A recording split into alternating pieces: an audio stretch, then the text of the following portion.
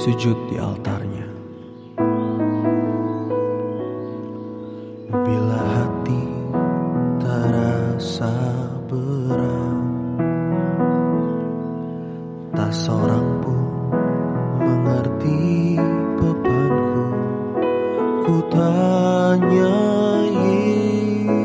Yesus, apa yang harus ku buat?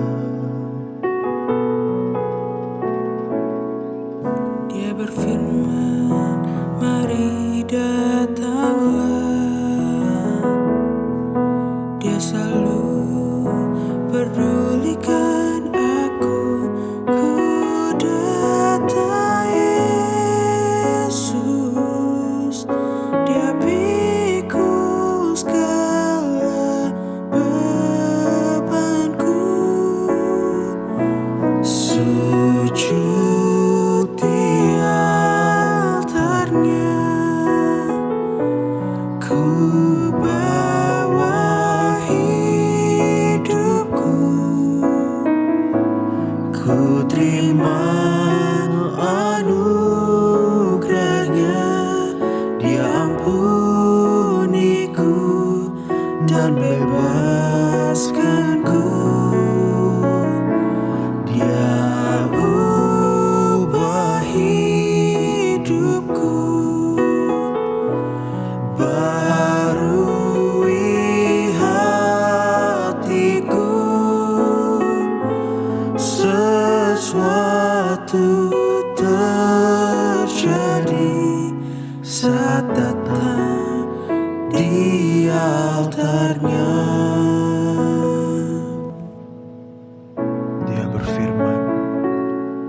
Dia berfirman, mari datanglah. Dia selalu pedulikan aku. Ku datang Yesus, Dia pikul segala bebanku. Sujud di altarnya, ku bawa hidupku. Ku terima anugerahnya, Dia ampuniku dan bebaskanku. Dia ubah hidupku, barui hatiku. Sesuatu terjadi saat datang di altarnya.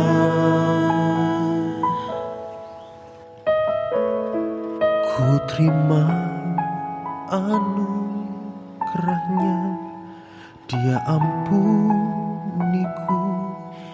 dan bebaskanku.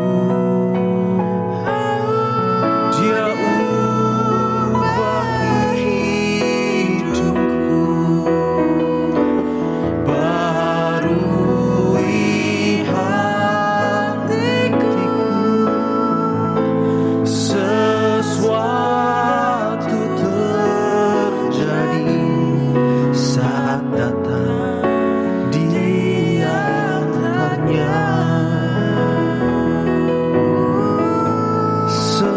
Sesuatu terjadi, Mujizat terjadi, pemulihan terjadi saat datang di altarnya.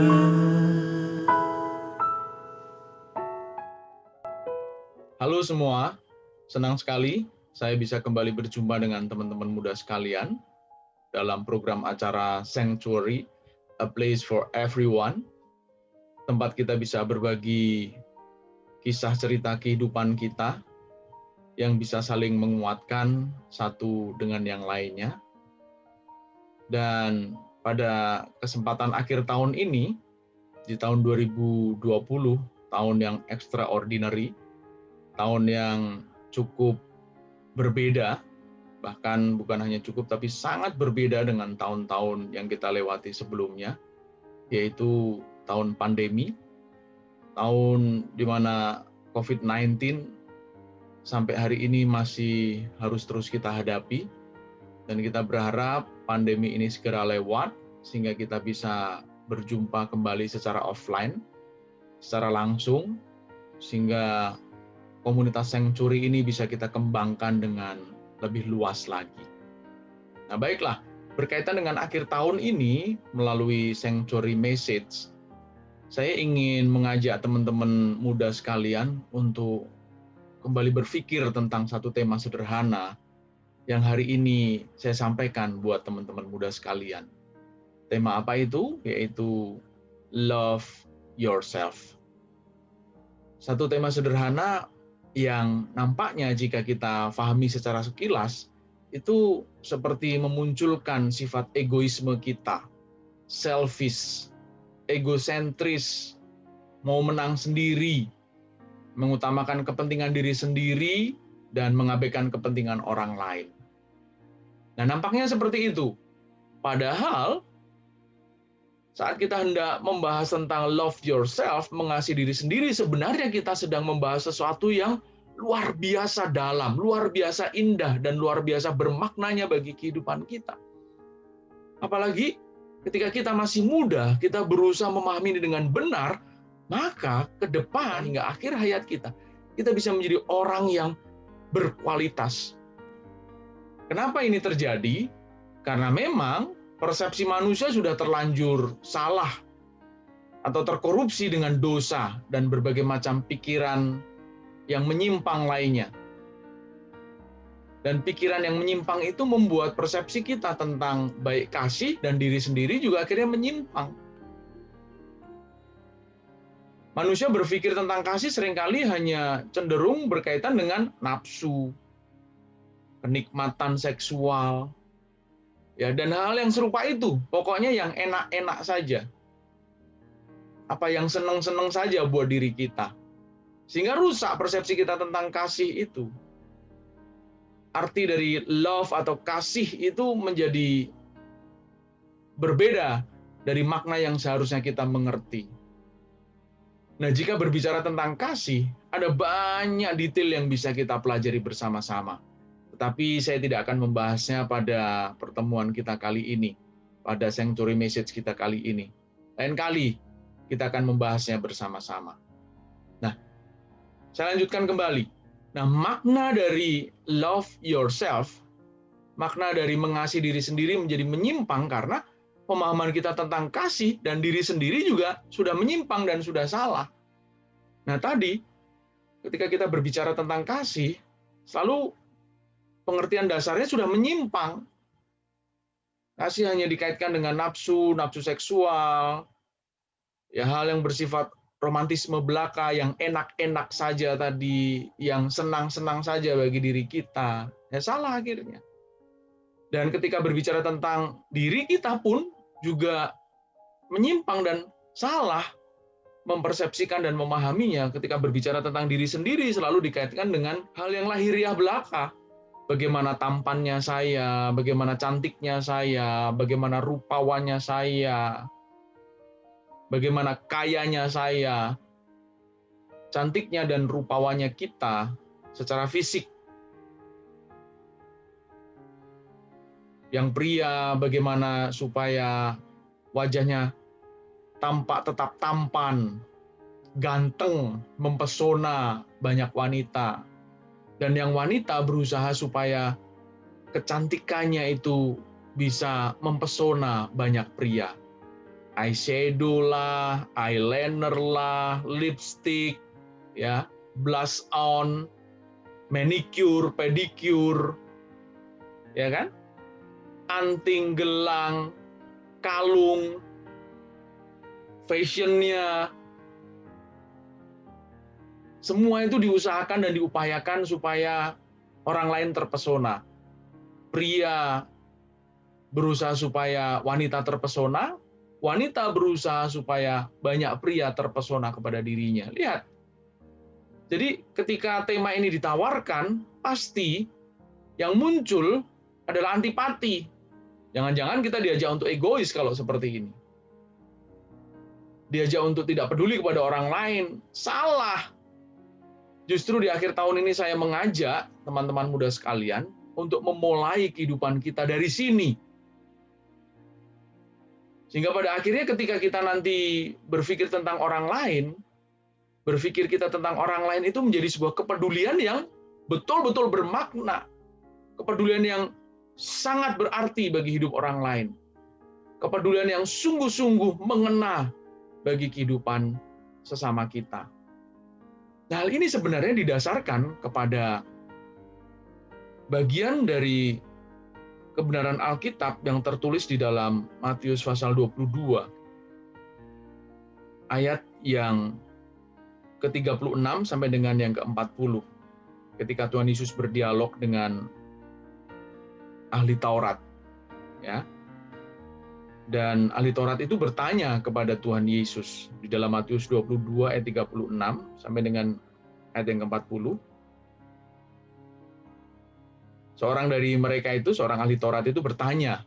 Pertanyaannya sebenarnya untuk mencobai, tetapi Kristus memberikan jawaban yang telak bagi pertanyaan seorang ahli Taurat itu, dan jawaban yang telak bagi kita semua.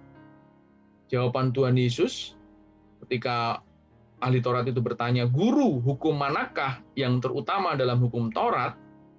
Ayat 37, jawab Yesus kepadanya, "Kasihilah Tuhan Allahmu dengan segenap hatimu dan dengan segenap jiwamu dan dengan segenap akal budimu. Itulah hukum yang terutama dan yang pertama. Dan hukum yang kedua yang sama dengan itu ialah kasihilah sesamamu manusia seperti dirimu sendiri. Pada kedua hukum inilah tergantung seluruh hukum Taurat dan kitab para nabi." Ada dua hukum dasar yang ternyata menjadi hukum dasar yang paling utama dari semua hukum Taurat yang sudah Tuhan perintahkan kepada umat manusia, khususnya kepada umat pilihannya, kepada kita semua. Dua hukum dasar itu yang menyimpulkan semua hukum yang ada di dalam hukum Taurat dan bahkan kitab para nabi. Artinya ini dua hukum dasar, dua hukum kehidupan yang penting untuk kita pahami dan kita maknai dengan benar. Nah, secara sederhana sebenarnya dua hukum ini kaitannya adalah seperti ini. Bagaimana cara menjalankan kedua hukum ini? Untuk menjalankan hukum yang pertama, yaitu mengasihi Tuhan Allah kita, ternyata sebenarnya itu dengan cara menjalankan hukum yang kedua. Kenapa demikian? Karena kalau kita coba berusaha sadari, Tuhan itu tidak kelihatan, teman-teman muda. Tidak bisa kita raba dengan tubuh jasmani atau indera lahiriah kita. Tidak bisa kita lihat secara kasat mata Tuhan itu. Jadi bagaimana membuktikan kasih kita kepada Tuhan? Ya dengan menjalankan hukum yang kedua itu. Membuktikan kasih kita kepada sesama kita. Kalau kita berkata mengasihi Tuhan, kita tidak mengasihi sesama, maka sebenarnya bohong kasih kita kepada Tuhan itu.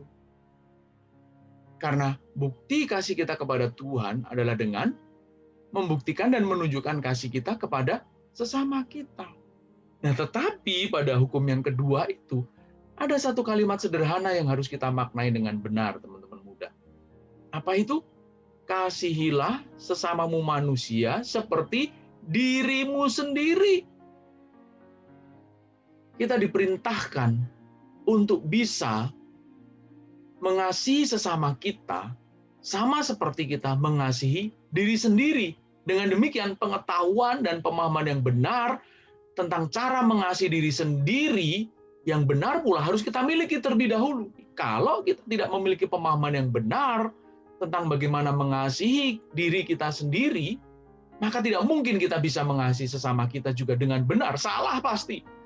Dan ketika kita salah mengasihi sesama kita, karena kita sudah salah memiliki pengertian tentang mengasihi diri sendiri, secara otomatis pasti kita salah mengasihi sesama kita, dan secara otomatis pula kita akan salah mengasihi Tuhan. Dan akhirnya kedua hukum ini tidak bisa kita jalankan dengan tepat. Betapa mengerikan sebenarnya. Itulah sebabnya tadi di awal saya menjelaskan. Jika kita mengerti tema ini dengan benar, maka pada bagian-bagian kehidupan kita selanjutnya, kita akan bisa meletakkannya dengan tepat dan benar. Dan hidup kita akan mengarah kepada kehidupan yang jauh lebih berkualitas dari kehidupan-kehidupan kita sebelumnya. Tahun yang kita akan jelang ini menjadi tahun tempat di mana kita bisa membuktikan hidup yang jauh lebih berkualitas dibandingkan tahun yang sudah kita lewati. Nah, bagaimana pengertian tentang mengasihi diri sendiri ini, teman-teman muda? Nah, hal yang paling pertama yang harus kita sadari adalah mengubah persepsi kita tentang kasih itu terlebih dahulu. Mengubah pengertian kita tentang kasih itu. Bahwa kasih itu tujuannya bukan hanya sekedar masalah yang enak-enak saja, yang seneng-seneng belaka. Lebih parah lagi, bukan hanya sekedar masalah romantisme, nafsu, dan aktivitas-aktivitas atau tindakan-tindakan seksual belaka. Bukan. Kasih lebih dari sekedar itu semua. Terlebih lagi jika kita mengerti bahwa kasih yang dimaksudkan di sini adalah kasih agape. Kasih yang tidak menuntut balas. Kasih yang rela melakukan segala sesuatu demi kebaikan pribadi yang dikasih itu. Maka, bottom line-nya ini, makna dasariahnya atau pengertian utamanya harus kita tangkap bahwa jika kita berbicara tentang kasih itu dan objek dari kasih itu adalah diri kita, tujuannya juga tidak boleh menyimpang. Bahwa tujuannya adalah demi kebaikan diri kita sendiri.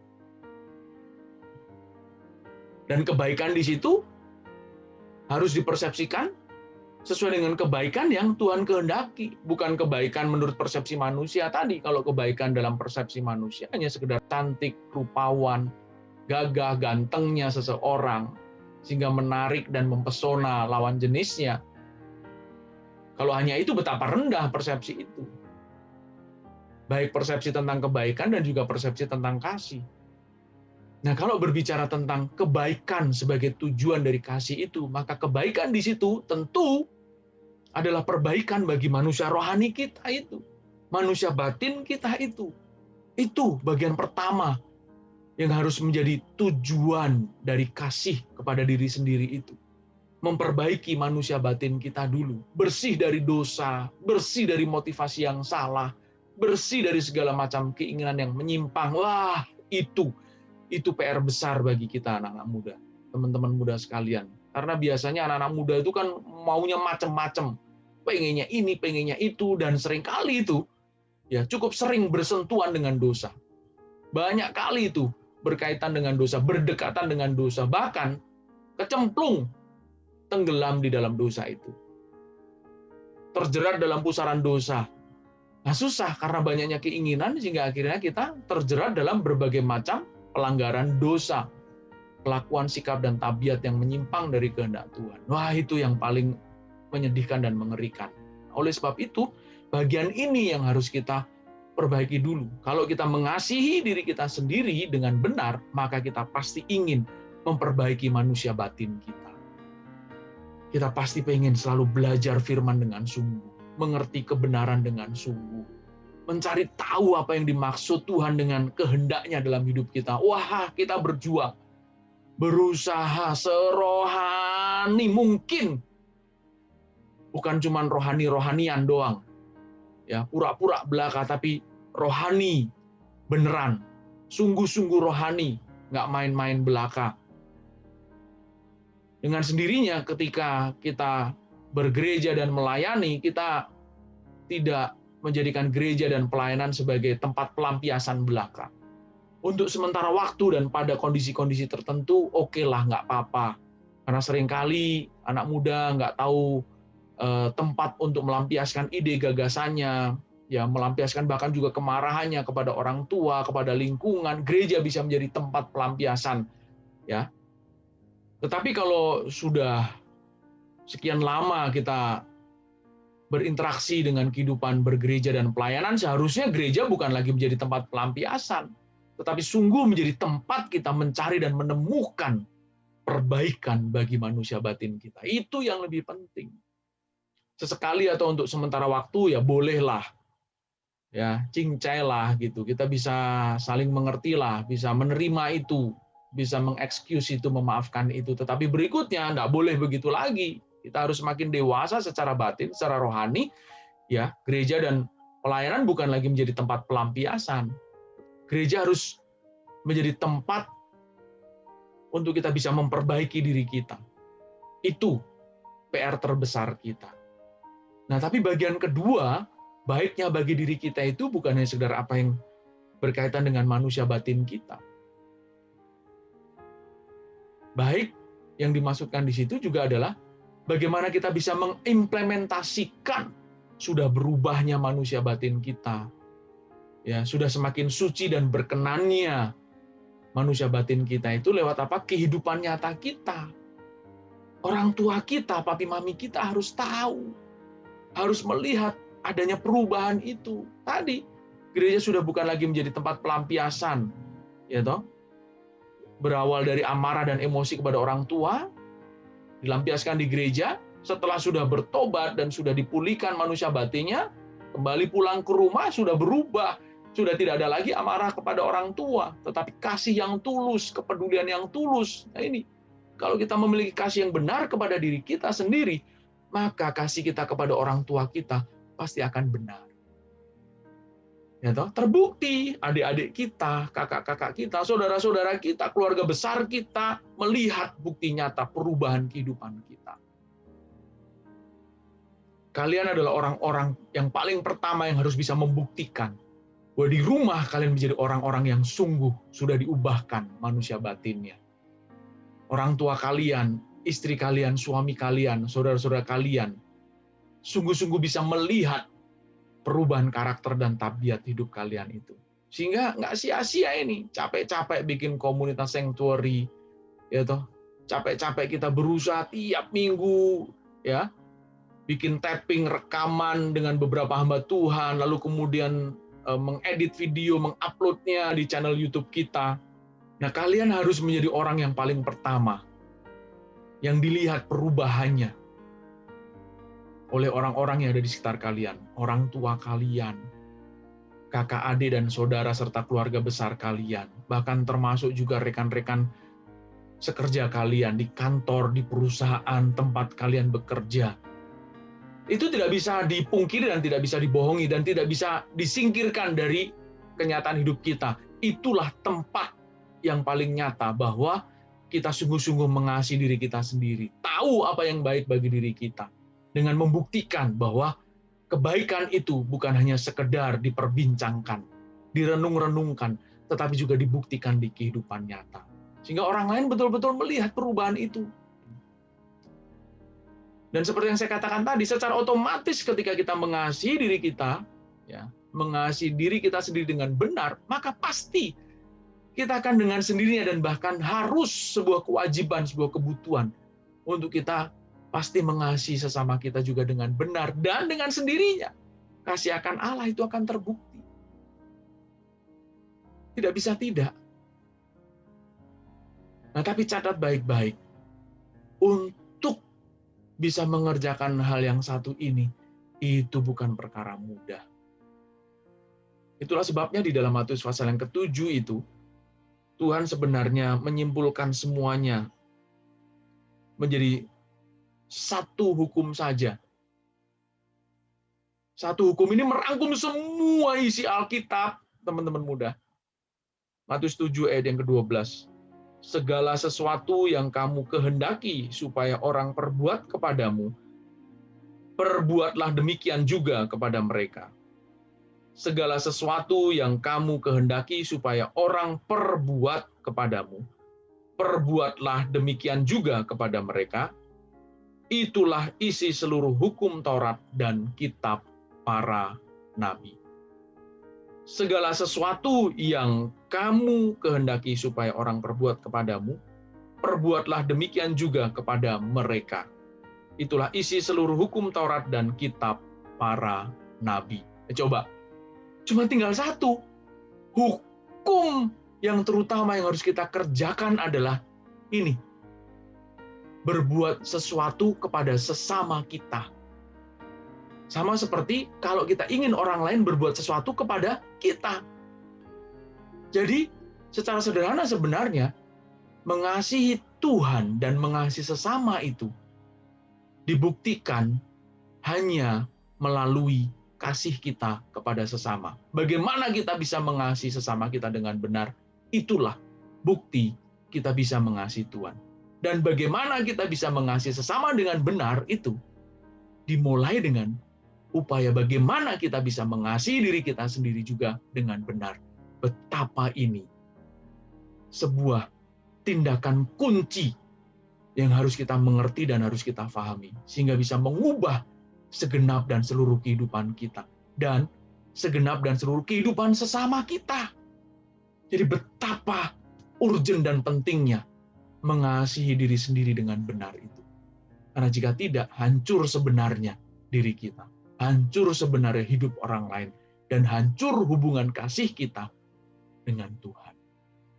Percuma kita beragama, percuma kita mengaku percaya kepada Kristus kalau kita ternyata tidak memiliki kasih kepada diri sendiri secara benar.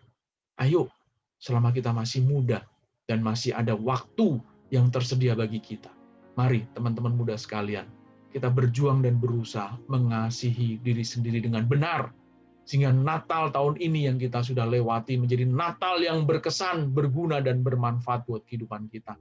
Dan tahun baru yang akan kita jelang, tahun baru yang akan kita jelang menjadi tahun baru yang memberikan kesempatan bagi kita untuk semakin benar, berkenan, dan sempurna di hadapan Tuhan. Untuk kita menjadi pribadi yang semakin berkualitas dan menyenangkan hati Tuhan. Jadi tidak sia-sia setiap waktu yang bergulir dan kita lewati. Semuanya menjadi waktu yang berharga dan menyenangkan hati Tuhan. Dan percayalah, tidak mungkin Tuhan tinggalkan kita. Kita pasti diberkati dan kita dijagai Tuhan di sepanjang umur hidup kita, sesuai dengan cara dan kehendak Tuhan menggenapkannya. Bagi kehidupan setiap teman-teman muda sekalian, selamat hari Natal dan selamat menyongsong tahun yang baru.